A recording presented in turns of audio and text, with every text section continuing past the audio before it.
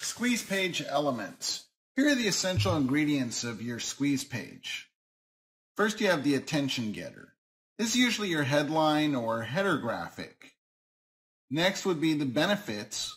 What can they get and how can they get it? Followed by a call to action, and this is where you want to tell them specifically what to do, whether that's to submit their information, click the button, watch the video, etc. Then you have the opt-in form. The opt-in form is the place on the page where they submit their information.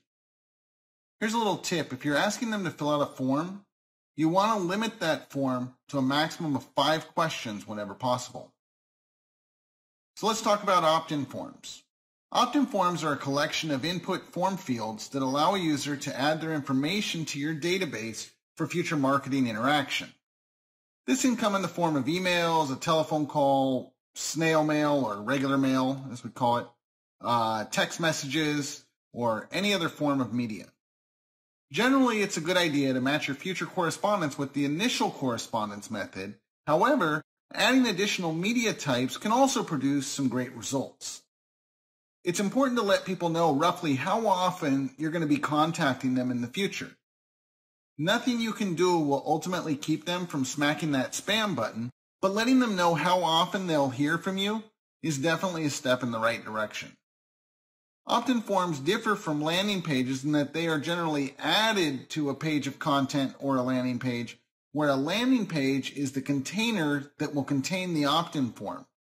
Your opt-in page is a primary conversion point in your business. When someone gives you their email, they're usually after whatever it is you're giving them in exchange for that email. However, if you can build the right relationship with your list, people will be glad that they gave you that email address. If you're a blogger, when you post a great article, consider adding an opt-in form at the bottom of the article. While an email sign-up form is free to the user, there is a cost associated with that opt-in form.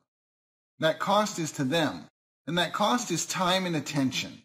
You can make more money, but you can't make more time or attention. What you're asking for actually is very valuable. So you really need to respect that and make it just as easy as possible for them to give you their email address. However, it does depend on what and how you're trying to market.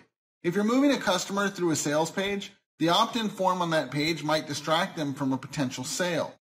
So having the opt-in form on a page prior to the sales page would make sense.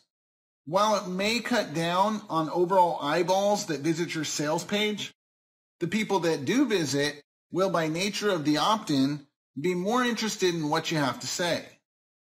Before you go out and start putting up sign-up forms for your websites, you need to stop and think, what is it that you're offering? What is it that you're going to be providing your audience that they can't find somewhere else? I want you to think about the 90-10 rule.